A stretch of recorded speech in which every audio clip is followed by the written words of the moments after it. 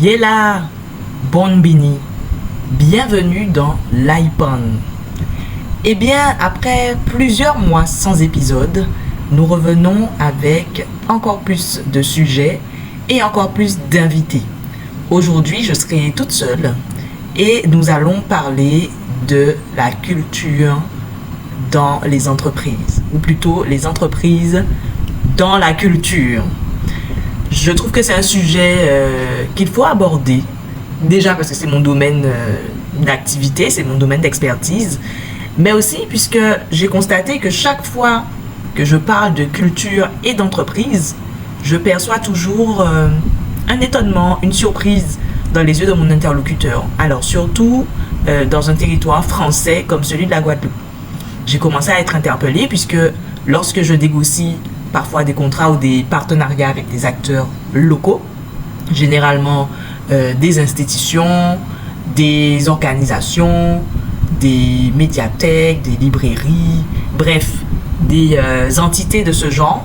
J'ai beau leur préciser que GetFree est une entreprise, il y a toujours qu'à marquer pour moi l'association GetFree, association. Et j'ai commencé à me questionner, est-ce que mon discours n'est pas assez clair? Est-ce que mon discours est semblable à celui d'une association? Ou est-ce que ça vient d'eux? Est-ce que ça vient de l'imaginaire collectif? Il n'est pas normal de créer une entreprise basée sur la culture, donc ancrée dans le domaine culturel. Je fais vraiment la différence entre les associations culturelles et les entreprises culturelles. Déjà, pour moi, une association, c'est une organisation à but non lucratif. Même si maintenant, les associations peuvent avoir des salariés, ils peuvent générer de l'argent, elles peuvent générer des bénéfices, mais ces bénéfices ont vocation à toujours obligatoirement être réinvestis dans l'association pour porter des actions à but non lucratif. C'est en tout cas ma vision de l'association. Une association également est tenue d'avoir des membres actifs, un conseil d'administration, président, vice-président, secrétaire, trésorier, etc., afin de pouvoir fonctionner comme il se doit et afin de pouvoir rentrer dans les attendus de ce qu'est une association. En revanche, GetFree a déjà eu plusieurs phases depuis son existence, puisque GetFree a été créé en 2019. Le premier statut, c'était SASU, puisque j'étais seule. Finalement, c'était moi. C'était moi, mais je savais que ça allait évoluer au fil des années. Et finalement, GetFree est devenu une SAS. Donc, c'est SAS GetFree, puisqu'il y a eu des associés, etc. Et donc, GetFree, dès le début, a été une entreprise avec des statuts, comme tout type d'entreprise finalement, immatriculée au greffe de Pointe-à-Pitre, comme tout type d'entreprise, et donc ancrée dans son domaine qui est à savoir le domaine culturel. Malgré ça, depuis 2019, je me bats pour que les partenaires puissent comprendre qu'il s'agit d'une entreprise. Donc je me suis questionnée, comme je vous disais, est-ce que c'est mon discours qui n'est pas clair? Et plus j'avance, plus je réalise que c'est vraiment dans l'imaginaire collectif, c'est naturel en fait de ne pas imaginer que culture et business aillent ensemble. La culture n'est pas faite pour générer de l'argent. En tout cas, c'est ce que les gens, les organisations, même les particuliers, hein, j'ai envie de dire, c'est ce qu'ils pensent finalement dans un territoire francophone. La culture, c'est souvent perçu comme étant une passion, comme étant une vocation, comme étant quelque chose de presque de divertissant. Et je ne dis pas le contraire. La culture, par exemple, si je prends mon cas, c'est ma passion et je crois très clairement que c'est ma vocation. Je suis venue sur Terre pour pouvoir mettre en avant la culture guadeloupéenne et plus largement la culture caribéenne. J'en suis persuadée. Toutefois, est-il vraiment juste d'opposer vocation-passion avec business? Alors c'est vrai que quand j'ai commencé, j'entendais des personnes autour de moi me dire business passion. Avec le business passion, tu ne peux pas aller loin, tu ne peux pas te développer. c'est compliqué, etc. Ok, on se bat sur quoi pour dire qu'on ne peut pas se développer? Au contraire, depuis que je travaille au cœur de ma passion, je me sens beaucoup plus porté par mes actions, je me sens beaucoup plus impliqué également par mes actions que lorsque je travaille dans un autre domaine pour lequel j'ai peut-être des compétences, mais qui ne me passionne pas autant. Ça, c'est mon premier constat. Dans l'imaginaire collectif, la culture ne peut pas être un business puisque c'est une passion. Mais il y a aussi l'idée selon laquelle on ne peut pas faire de profit avec la culture. Et je dirais même que la culture, c'est un sujet sensible et c'est un domaine qui est pour les courageux. Parce que la culture, qui est intangible, déjà, appartient à tout le monde et à personne à la fois. Chacun a sa propre sensibilité par rapport à la culture. Chacun a même sa propre définition de ce qu'est la culture. Et il y a tellement de choses qui rentrent au sein de la culture que quelqu'un, un prospect, peut être intéressé par un pan de cette culture et pas par un autre. La culture, ça peut être les langues, ça peut être la musique, ça peut être le patrimoine matériel et immatériel, ça peut être l'archéologie, les artefacts, ça peut être la photographie, ça peut être des savoir-faire. Bref, la culture, ça peut être très très vaste. Et finalement, culture, ça va avec transmission.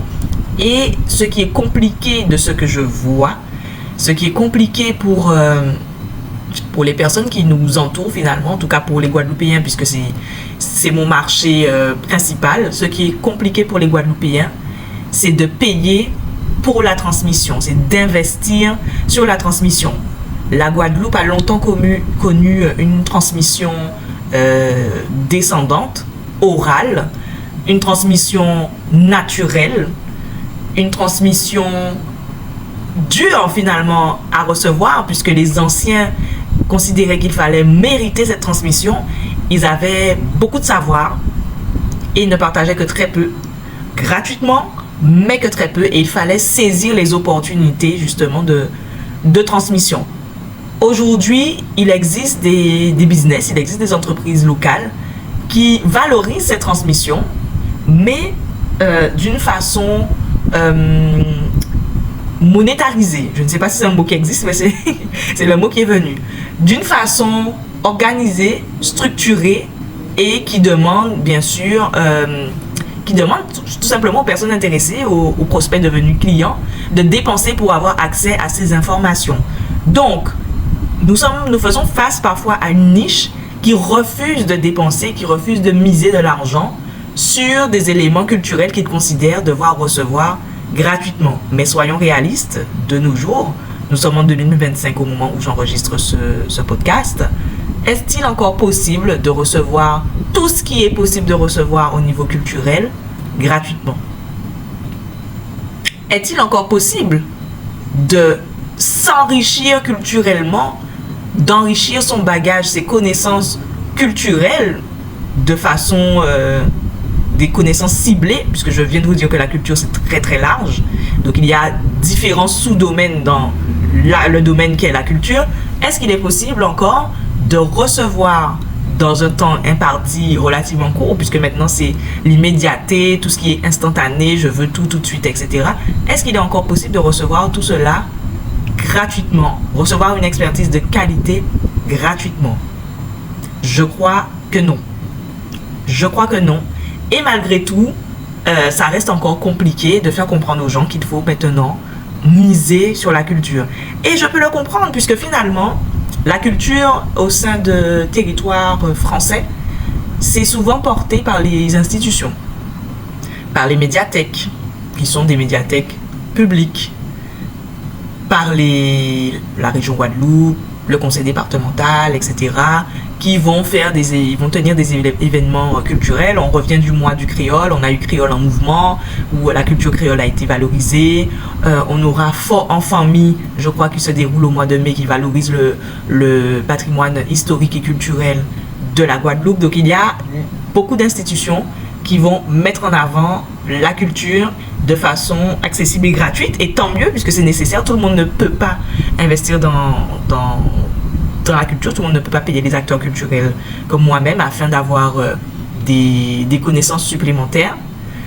Et donc, je pense que tout ça aussi, ça contribue à garder cet imaginaire collectif dans lequel on se dit ouais mais non en fait je vais pas mettre dans l'argent dans la culture. Et c'est vrai que cette vision et le fait qu'il y ait ces activités que je ne dénigre pas, puisque pour moi c'est essentiel que l'État, que le gouvernement soutienne la culture et permettent à la population d'y avoir accès gratuitement.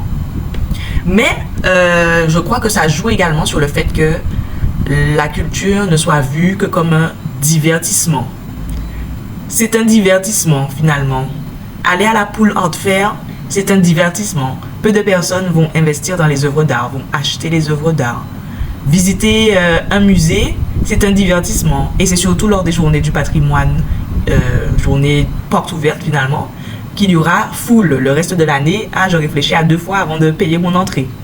Aller à un atelier de créole, j'irai pendant le mois du créole aux ateliers portés par le conseil départemental parce que c'est la moindre des choses, c'est gratuit, j'y vais. Mais le reste de l'année, je refuse d'investir dans ce divertissement puisque qu'est-ce que ça va m'apporter à part de l'enthousiasme sur le coup et de l'amusement. Ça, c'est une vision des choses, c'est une caricature un petit peu, mais c'est un peu le fond des choses. Et tout ça, en fait, ça contribue au fait que la population, les prospects ne réalisent pas qu'il est possible finalement de créer des business qui sont ancrés dans le domaine culturel et qui tiennent et qui fonctionnent. Nous avons aussi le profil de ceux qui souhaitent s'investir culturellement.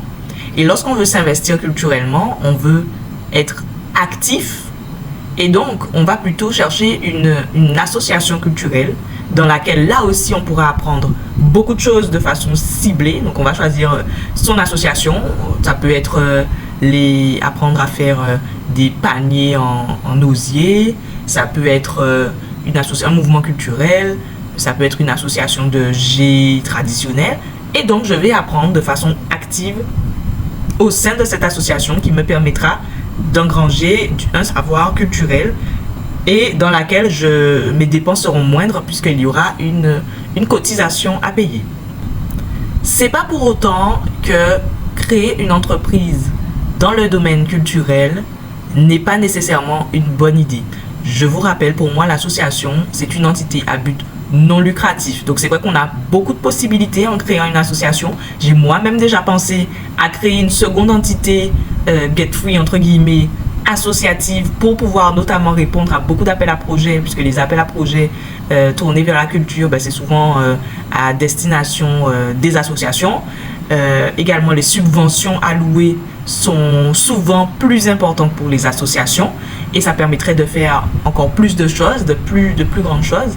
Donc, c'est vrai qu'il y a de quoi faire, il y a des possibilités et les institutions, justement, vont souvent beaucoup plus soutenir une association ancrée dans le domaine culturel et vont leur donner beaucoup plus d'opportunités qu'une entreprise ancrée dans le domaine culturel. Pour ma part, j'ai fait le choix de l'entreprise déjà puisque je souhaitais vraiment avoir une entité avec des associés et des collaborateurs. Je ne souhaitais pas avoir un conseil d'administration avec des membres où la hiérarchie n'est pas forcément claire. Donc après, vous me direz que ça ne peut dépendre aussi que de moi, que du CA, finalement, d'avoir une hiérarchie plus ou moins claire. Mais pour moi, en fait, dans une association, ça doit quand même tourner. J'aime pas trop la dictature. J'aime pas trop la dictature, en fait. Un bureau qui ne change jamais dans une association, ça me dérange un petit peu. Pour moi, une association, c'est vraiment collectif, c'est solidaire, c'est une entité solidaire, c'est une entité participative. Et l'entreprise, pour moi, la hiérarchie est déjà plus claire et le business plan également est différent. En fait, pour moi, je répète pour moi, j'insiste, je n'ai pas la science infuse, mais j'ai mon ressenti. L'entreprise, la hiérarchie est plus claire et au niveau des collaborateurs aussi et des partenariats, je trouve que c'est plus simple, en tout cas dans ma vision des choses. Donc c'est pour ça, en premier lieu, que j'ai créé une entreprise.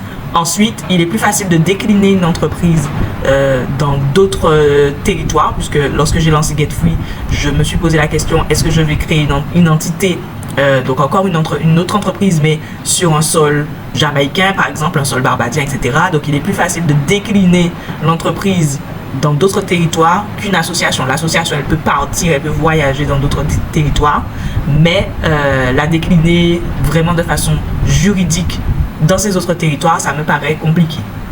Il est vrai que j'ai dit que la population locale a du mal à s'imaginer dépenser pour la culture.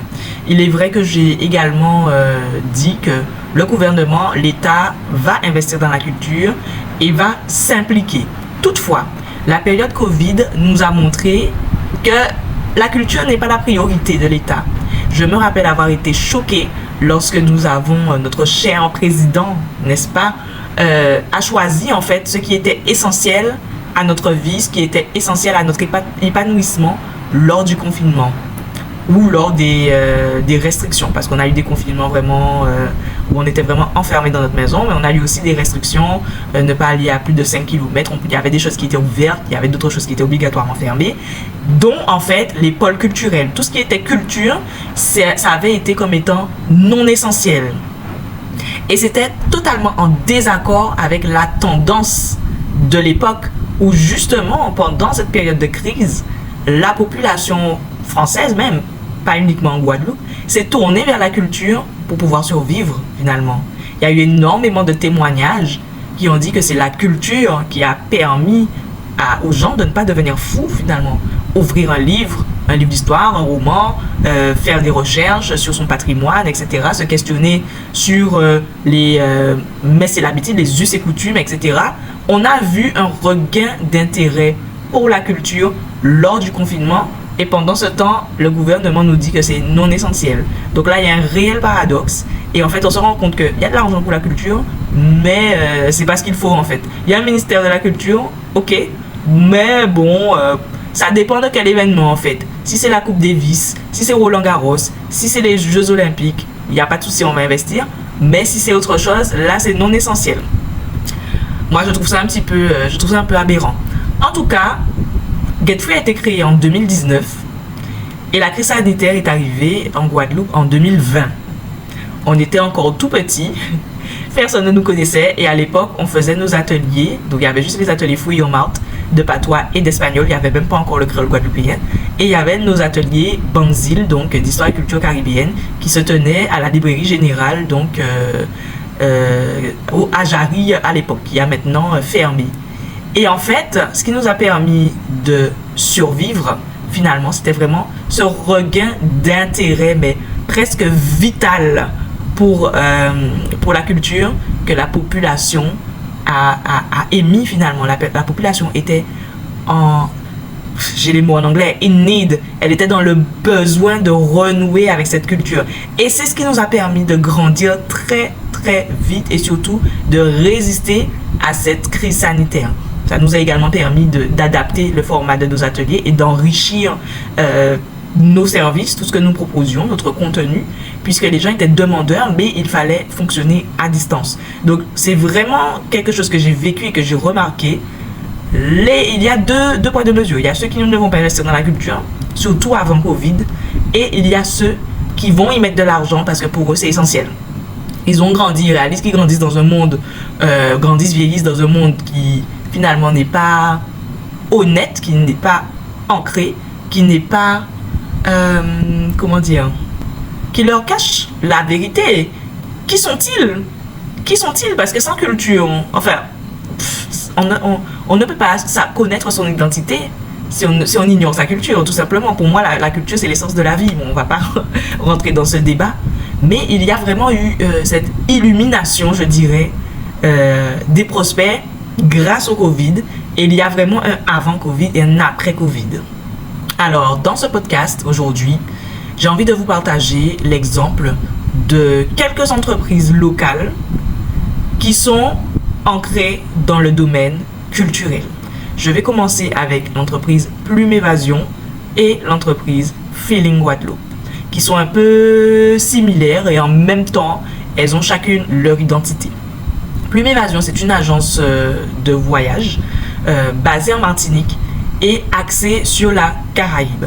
Donc c'est Lina qui est la travel designer qui va proposer des services divers et variés. Elle peut vous proposer des carnets de voyage, c'est-à-dire qu'elle va imaginer un voyage donné, dans une destination donnée, autour d'une thématique donnée, pour un nombre de personnes fictifs, avec des activités en fait adaptées à la thématique, au nombre de personnes, au profil aussi des personnes. Donc les carnets de voyage sont tout faits, mais peuvent être adaptés, personnalisés en fonction de vos demandes. Elle va également créer des voyages sur mesure. Donc à ce moment-là, vous la contactez directement, vous lui donnez toutes vos expectatives, vos directives, et elle va vous organiser un voyage privé. Elle organise également des voyages collectifs à diverses destinations. La Jamaïque chaque année, la Dominique, c'est à venir, la Grenade également chaque année, la Guadeloupe prochainement. Et donc ce sont des voyages qu'elle impose avec ces thématiques, ces activités qui ne sont pas nécessairement figées, avec un nombre de personnes limité pour pouvoir vivre une expérience immersive, culturelle et authentique. Et donc Lina, qui vivait en Belgique et qui a commencé son activité en Belgique, est revenue s'installer en Martinique pour se consacrer à 100% à cette agence de voyage 100% caribéenne. Et je trouve que le concept est tellement génial et nécessaire dans notre région que je salue son travail. Et Lina, c'est une collaboratrice depuis bientôt 2 ans, je crois. Qu'est-ce que le temps passe vite. Et je lui souhaite vraiment le meilleur dans cette aventure, puisqu'elle fait son travail vraiment très bien. Et ça montre en fait la pérennité finalement. Si elle a pris la décision de quitter la Belgique, rentrer en Martinique pour se consacrer à ça depuis plusieurs années, ça montre la pérennité de cette entreprise ancrée dans le domaine culturel. Et il y a encore d'autres services qui seront ouverts, d'autres services à venir. Donc ça montre en fait que l'agence de voyage peut être versatile et n'est pas qu'un endroit figé où on vient, on demande un voyage pour une destination, la personne cherche les billets, cherche les activités et c'est tout. Ça va beaucoup plus loin que ça. C'est vraiment, elle vous accompagne vraiment pour pouvoir vivre une expérience authentique, authentiquement culturelle et caribéenne. En ce sens, je pense également à l'agence de voyage Feeling Guadeloupe, qui est une agence, je dirais même d'expérience immersive. Donc Feeling Guadeloupe, au-delà d'organiser des voyages vers l'extérieur, elles vont se concentrer, je dis elles puisque ce sont des femmes, aux dernières nouvelles, peut-être qu'il y a des hommes qui ont rejoint l'équipe, elles vont se concentrer à valoriser le territoire Guadeloupe autrement, la destination Guadeloupe autrement. Le nom, c'est bien Feeling Guadeloupe, ressent la Guadeloupe. Et donc là aussi, en fonction des directives que vous allez donner, en fonction de votre profil, en fonction de vos attentes, de ce qui vous intéresse, elles vont vous concocter un séjour hors du commun en Guadeloupe. Que ce soit à destination de locaux, de Guadeloupéens qui vivent sur le territoire mais qui veulent sortir des sentiers battus, ou que ce soit à destination de personnes étrangères à la Guadeloupe qui souhaitent s'imprégner de la Guadeloupe différemment. Feeling Guadeloupe existe, je crois, depuis 10 ans et est encore là, malgré le fait que ce soit une entreprise ancrée dans le domaine culturel. La troisième entreprise dont j'ai envie de vous parler, c'est l'entreprise Caricamo, qui a vu le jour officiellement en 2023. Alors Caricamo, moi je suis fan. Caricamo est géré par Régis Ribert avec une équipe de malades, tout simplement. Une équipe de malades, une équipe de jeunes passionnés. Justement, on parlait de la passion et j'en profite pour dire que Plume Évasion, Feeling Guadeloupe, Get Free et Caricamo, ce qui nous rejoint, enfin ce qui nous fait nous rejoindre, c'est bien la passion. Et je crois que pour ouvrir une entreprise dans ce domaine qu'est la culture, qui n'est pas simple du tout, encore plus pour être pris au sérieux et pour tenir sur la durée, c'est vraiment la passion. Et la passion, ça n'est pas opposé à l'ambition. Attention. Et donc, Caricamo a plusieurs cordes à son arc. C'est à la fois un centre de formation, donc centre de formation linguistique surtout et tous les dérivés. Ça peut être aussi une agence de guidage touristique et ça peut être une agence, je dirais même, d'événementiel touristique. Puisque Caricamo, qui travaille en partenariat avec d'autres agences déjà bien ancrées sur le territoire depuis belle lurette, Caricamo contribue en fait à renouveler les offres d'activités touristiques en Guadeloupe pour divers groupes, que ce soit des croisiéristes, que ce soit, ça peut être des CSE, ça peut être n'importe quel voyageur qui veut découvrir la Guadeloupe autrement. moi, je vais m'intéresser surtout à la partie guidage touristique, puisque c'est à ce niveau que je collabore avec Caricamo. J'entame ma 3e année avec eux et je ne compte pas m'arrêter de sitôt. Donc en fait, Caricamo va mettre à disposition un panel de guides pays. Et les guides pays, ce sont des guides passionnés qui œuvrent pour la valorisation du territoire. Ils ont à cœur de valoriser la culture locale. Et ça peut prendre forme à différents niveaux. Ça peut être dans un bus, tout simplement. Ça peut être sur un bateau de croisière en immersion. Ça peut être en une ou deux journées de voyage sur les îles de Guadeloupe, Marie-Galante, les Saintes. Ça peut être quelque chose de personnalisé en tête-à-tête avec un voyageur, un journaliste étranger qui va venir en Guadeloupe et qui a besoin tout simplement d'être guidé, mais un guidage de qualité, un guidage authentique, un guidage immersif. Et je trouve ça incroyable en si peu de temps de voir à quel point Caricamo a pu se développer et se diversifier. Et je crois que là aussi, c'est l'une des clés. Lorsque nous sommes dans le domaine culturel, je viens de le dire, hein, c'est un domaine qui est difficile, très difficile en Guadeloupe, puisque nous ne sommes pas pris au sérieux, difficile à pérenniser, difficile de trouver sa niche. Il faut aller toquer aux portes, en fait, tout simplement. Puisque les gens ne sont pas encore prêts à investir directement dans la culture. Il faut toquer aux portes et il faut montrer la plus-value. Il faut montrer pourquoi c'est nécessaire de passer avec notre entreprise. Et je trouve que Caricamo est un très bel exemple, puisque Régis Ribert a su trouver les opportunités, créer les opportunités, vendre son projet afin de développer cette entreprise multidimensionnelle, multipotentielle, diversifiée, qui valorise le territoire Guadeloupe et le savoir-faire guadeloupéen, puisque les guides sont également vendus, j'ai envie de dire. Ils ne vendent pas que des services, en fait. Ils vendent aussi les compétences et le talent des guides, la passion de ces guides. Et je trouve ça magnifique. Donc, si je résume, oui, initialement, naturellement, on nous inculque que la culture doit être vécue à travers des associations. Et oui, c'est une façon de vivre la culture. Je fais moi-même partie de diverses associations dans lesquelles je m'implique plus ou moins. Mais il n'y a pas que ça. Et il est tout à fait possible de créer un business dans le domaine culturel. Il ne faut pas rester juste sur un pan de la culture, parce que la culture est très large. Après, il faut aussi avoir l'humilité de comprendre qu'on ne peut pas tout faire.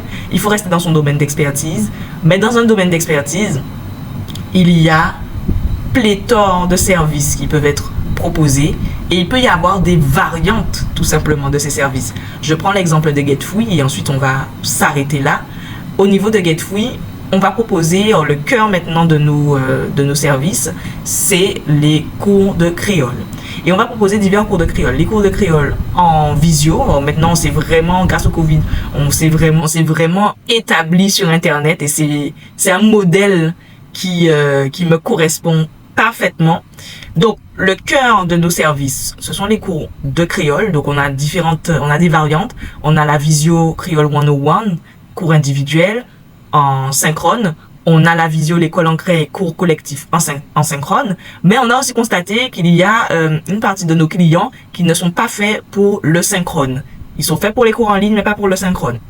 De fait, nous avons pensé à eux et nous avons créé une plateforme disponible 24 heures sur 24, 7 jours sur 7, dans laquelle ils pourront suivre des cours individuels adaptés à leur niveau, de façon asynchrone, de façon autonome. Donc, en fait, tu achètes ta formation en ligne et tu suis ta formation. Et nous avons beaucoup de modèles de formation de ce type. Donc, on a décliné les formations asynchrones autonomes au niveau des ateliers Banzil et Free Your Mouth. Donc, les ateliers qu'on faisait initialement en présentiel d'histoire et de culture caribéenne et de langue régionale caribéenne seront déclinés en ligne. Et ce qui est top avec ce type de modèle, c'est que tu fais l'argent qu'en dormant. C'est-à-dire que les gens vont s'inscrire et toi, tu as la petite notification. Voilà, ben, votre argent est acheminé, est en train d'être acheminé, etc. Donc, c'est vraiment un modèle qui est moins chronophage et qui permet à plus de personnes d'avoir accès à nos services. Au-delà de ça, on a aussi un service de traduction, je dis bien de traduction et non d'interprétariat.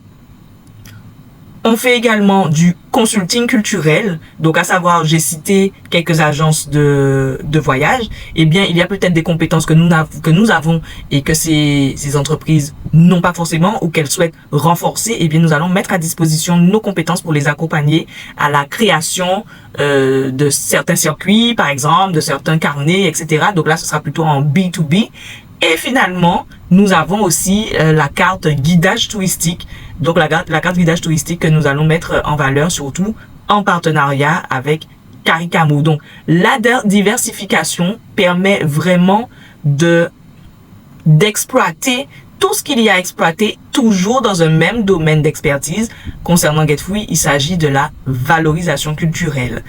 Et GetFree, je rappelle, nous sommes là depuis 2019 et nous sommes en croissance constante. Comme quoi, c'est possible d'avoir une entreprise basée dans le domaine culturel et une entreprise pérenne. Merci de m'avoir écouté et je vous dis à dans d'autres soleils. Laipan Isek.